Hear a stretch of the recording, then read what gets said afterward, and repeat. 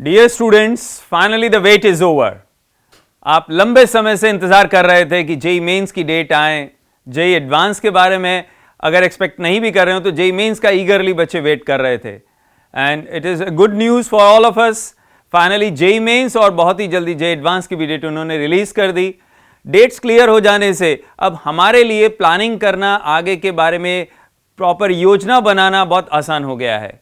So here we are with a strategy for last 30 days, a perfect strategy because अगर आपके पास एक proper planning होगी तो आप बेहतर तरीके से अपने लक्ष्य को भेज सकेंगे, कामयाब हो सकेंगे। So I am going to discuss JEE Main 1 के अंदर यानी जनवरी अटेम्प्ट में आपको क्या करना चाहिए, और इसके लिए मैंने स्टूडेंट्स को 4 कैटेगरी में डिवाइड किया है। सबसे पहले मैं बात कर रहा हूं उन स्टूडेंट्स की जो इस साल बोर्ड एग्जाम में अपीयर होने वाले हैं, और इनको भी मैंने फर्दर 2 कैटेगरी में डिवाइड किया है। The first category is of the students जो बोर्ड के ऊपर फोकस कर रहे थे और जेई के ऊपर उन्होंने कोई ध्यान नहीं दिया था। And the second category is the students जिन्होंने जेई के लिए प्रिपेयर किया लेकिन बोर्ड पर ज्यादा ध्यान नहीं दिया। First of all let's talk about the students जिन्होंने बोर्ड पर फोकस किया है। पहले तो अपनी साइकोलॉजी क्लियर करने की जरूरत है। यह मत सोचिएगा कि मैं बोर्ड पर फोकस किया, जेई मेंस में अब मेरा पोजीशनिंग नहीं होगा, ऐसा बिल्कुल नहीं है।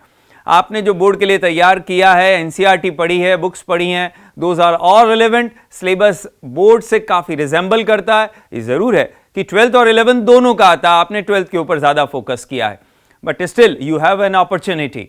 आपको करना क्या है, 30 days and there are 30 chapters in every subject, almost 30 chapters.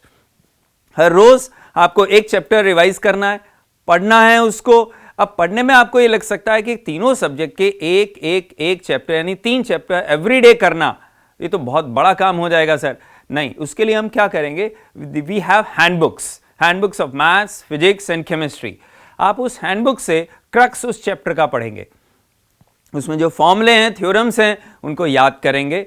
और उसके बाद जेई मेंस 2021 के चैप्टर वाइज आपके पास क्वेश्चंस मिलेंगे। आपको ये लग सकता है कि वो क्वेश्चंस कहां से मिलेंगे चैप्टर वाइज, बिकॉज ये रेयर फिनोमिना है। तो आपको मैं बता दूं, एलन की वेबसाइट पर आप जाएंगे और उस पर एक सेक्शन है एकदम नीचे बॉटम में, उसमें जेई मेन के अंदर जाएंगे तो आपको 2021, 2020, 2019 के जो जेई मेंस के पेपर हैं, चाहे 16 है, 24 पेपर्स हुए, उन पेपर्स में से मैथ्स के, फिजिक्स के, केमिस्ट्री के chapter wise properly papers with solution available हैं। तो आपको हर रोज तीनों सब्जेक्ट का एक चैप्टर कंप्लीट करना है हैंडबुक से, और उसके बाद उसके क्वेश्चंस कर लेने हैं। हैंडबुक भी आप एलन की ले सकते हैं, कोई भी और आपके पास अच्छा जेन्युइन सोर्स हो जिससे आप समरी पढ़ सकें, याद कर सके रिलेवेंट चीजों को, रिलायबल सोर्स हो तो आप उसे टेकअप कर सकते हैं। आप अगर एलन की हैंडबुक लेना चाहते हैं तो अगेन आप अमेजॉन पर भी जा सकते हैं, ऑर्डर प्लेस कर सकते हैं, हार्ड कॉपी भी आ जाएगी आपके पास में। तो अब आप डेली एक चैप्टर करेंगे, 30 डेज ऑलमोस्ट आपके पास में है। आप अपने पूरे सिलेबस को रिवाइज कर लेंगे, आप प्रॉब्लम्स कर लेंगे, इससे आपको चैप्टर्स की अच्छी अंडरस्टैंडिंग हो जाएगी। इन सबके अलावा आपके पास समय रहेगा और आपको फुल सिलेबस पेपर्स भी करने चाहिए। जेई मेंस 2022 में 22 पेपर्स हुए थे बच्चों, तो आप कोशिश कीजिए कि फुल सिलेबस पेपर जितने ज्यादा आप कर सके, 3 घंटे के प्रॉपर सिस्टमैटिक मॉडल में बैठकर, जैसा टेस्ट एनवायरनमेंट में होता है, उससे आपको एक आइडिया लगेगा कि मैं कैसा कर रहा हूं। अपनी गलतियों को, अपने पूरे स्ट्रैटेजी को जो 3 घंटे के दौरान रहा है, उसे रिव्यू कीजिएगा और फिर अगला टेस्ट दीजिएगा। ऐसे जितने ज्यादा आप दे सकते हैं यू शुड डू। इस तरह से आप जेई मेन फर्स्ट को पूरा फोकस करके दे सकते हैं, बिकॉज एक एडवांटेज ये है कि आपने बोर्ड की तैयारी कर रखी है, तो बोर्ड के ऊपर अब आपको ज्यादा समय नहीं देना है, और उसके लिए भी आपको जेई मेन फर्स्ट के बाद समय मिल जाएगा। जेई मेन के अंदर बोर्ड का, एनसीईआरटी का काफी कंसिडरेबल सेक्शन आता है, इसलिए उसका लाभ भी आपको बच्चों मिलेगा। So with full energy and positiveness you must proceed. Second category is of students जिन्होंने जेई के लिए अच्छे से प्रिपेयर किया है लेकिन उन्होंने बोर्ड पर ध्यान नहीं दिया। ऐसे बच्चों को थोड़ी बोर्ड की चिंता इस समय होने लगी है, क्योंकि प्रैक्टिकल्स भी आ गए हैं और फरवरी में बोर्ड के एग्जाम्स के बारे में भी बताया, जिसका टाइम टेबल जरूर अभी नहीं आया है। तो बच्चों चिंता की कोई बात नहीं है, क्योंकि आपने जेई के लिए कंसिडरेबल प्रिपरेशन कर रखी है। आपको बोर्ड को उसके साथ बैलेंस करना होगा। यानी आपको बोर्ड का भी थोड़ा थोड़ा पढ़ते रहना पड़ेगा और जेई मेंस का भी। तो आप क्या कर सकते हैं कि आपने बोर्ड का 12th का जो सेक्शन है फिजिक्स और केमिस्ट्री में, वो एनसीईआरटी को साथ साथ टेकअप करने लग जाइए। मैथ्स में इतना इंपैक्ट नहीं आएगा क्योंकि मैथ्स का जेई का सिलेबस और एनसीईआरटी में कोई वैसा डिफरेंस नहीं आएगा और आपको जेई मेंस में प्रेजेंटेशन के ऊपर फोकस नहीं करना है। You have to focus on problem solving. तो इसलिए आप फिजिक्स और केमिस्ट्री की एनसीईआरटी को ले सकते हैं। अदरवाइज आप अपने जेई मेन के जो फुल सिलेबस पेपर हैं 2022 के, उनके ऊपर फोकस कीजिए और कोशिश कीजिए कि 22 के 22 पेपर आप कंप्लीट कर लें। This will definitely help you in JEE Main first. आप बहुत बेहतरीन करेंगे क्योंकि आपकी आदत पड़ चुकी होगी सवालों की भी और फुल सिलेबस जेई मेंस के पेपर को देने की भी। So good luck for you also. Now let's talk about the students जिन्होंने रिपीट किया है इस साल, यानी जिन्होंने 2022 में बोर्ड का एग्जाम दे दिया था या उससे पहले दे दिया था।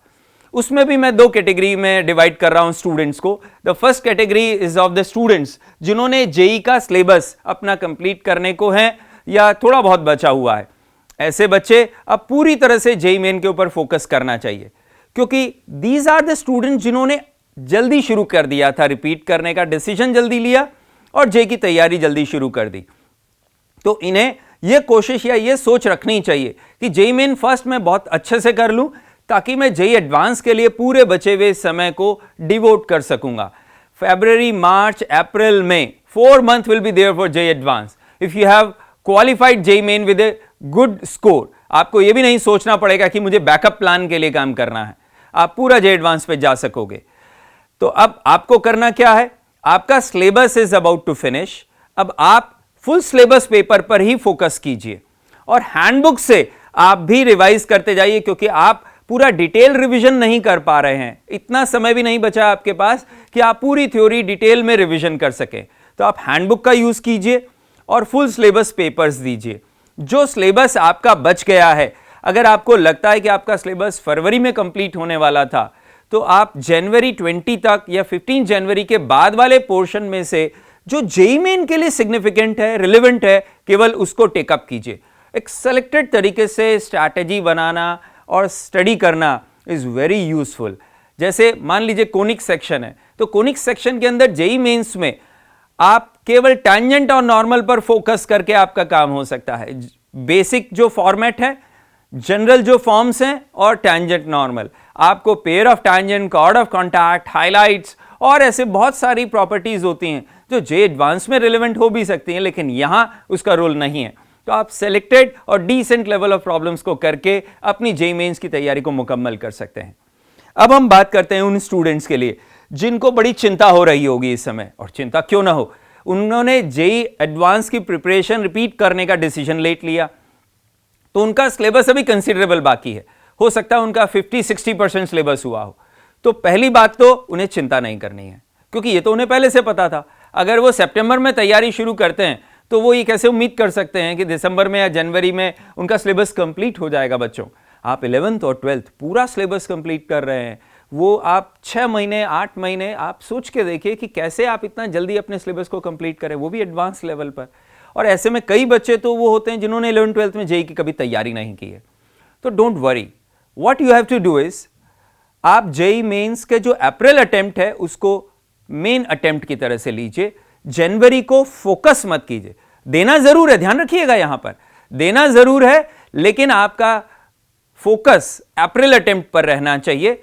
आप इसमें भी अपनी तरफ से बेस्ट प्लान करके जाइए। तो क्या बेस्ट प्लान कर सकते हैं, एक तो अपनी तैयारी को डिस्टर्ब मत कीजिए क्योंकि इस समय अगर आपने इम्पेशेंट होकर सिलेबस को जल्दी से कवर करने की कोशिश की तो जो आप 3 महीने में करते उस काम को आप 20 दिन में कर तो पाएंगे नहीं, और आप करने की कोशिश करके सब कुछ मैसी कर देंगे, केओस हो जाएगा। तो डोंट डू इट। सिलेबस जिस पेस पर आपका चल रहा है चलते जाइए, उसे डिस्टर्ब मत होने दीजिए। फिर 28 जनवरी के आसपास जनरली सब आपको जहां पर भी आप पढ़ रहे होंगे they will give you the break, आपको 7 से 10 दिन का ब्रेक मिलेगा। आप उसके अंदर एक्सटेम्पोर उन पेपर्स को देकर आइए। आप ज्यादा से ज्यादा हैंडबुक को गो थ्रू हो सकते हैं, क्विक मैनर में रिवाइज कर सकते हैं, और 1 या 2 या 3 फुल सिलेबस पेपर दे दीजिएगा जेईई मेंस के 2022 के, ताकि एक आपको बेसिक आइडिया रहे। और अपने अंदर किसी तरह की भी इंफीरियरिटी मत आने दीजिए। हम अगर खुद कॉन्फिडेंट रहते हैं कि जितना मुझे आता है वो बेहतरीन करूंगा, तो हमारी वहां परफॉर्मेंस बेहतर होने की बहुत अच्छी संभावना होती है बच्चों। तो अब आप जेईई मेन फर्स्ट देने के बाद में अपने सिलेबस को एज इट इज नॉर्मल के जो स्पीड है, पेस है, उस पर आप चलिए, अपने सिलेबस को कंप्लीट कीजिए और जेईई मेन सेकंड के ऊपर फोकस करेंगे। So this is the way all 4 category of students have addressed. They must focus और बहुत तरीके से चलेंगे। जेईई मेन फर्स्ट होने के बाद में क्या करना है, we will come with those strategy also. आप हमसे जुड़े रहिएगा, हम आपके लिए और भी बहुत चीजें लेकर आने वाले हैं। सब्जेक्ट वाइज गाइडेंस हम लेकर आएंगे आपके लिए। जेईई मेंस होने के बाद उसके एनालिसिस को भी हम आपके साथ शेयर करते हैं। जेईई मेन फर्स्ट होने के बाद उनके पेपर्स को विद सॉल्यूशन हम वेबसाइट पर अपलोड कर देंगे। तो आपको जेईई मेन सेकंड के लिए प्रैक्टिस करने के लिए उनका जरूर इस्तेमाल करना है, याद रखिएगा, इस बात को भूलिएगा मत। और नेचुरल सी बात है, हमारा टारगेट आईआईटी है, तो हम जेईई एडवांस के लिए क्या करना है, उन सारी बातों को हम आपके लिए लेकर आएंगे। हमसे जुड़े रहिएगा। हमारी आप सबके लिए शुभकामनाएं। पूरा एलन परिवार आपकी कामयाबी के लिए, खुशहाली के लिए शुभकामनाएं देता है। Thank you so much to all of you.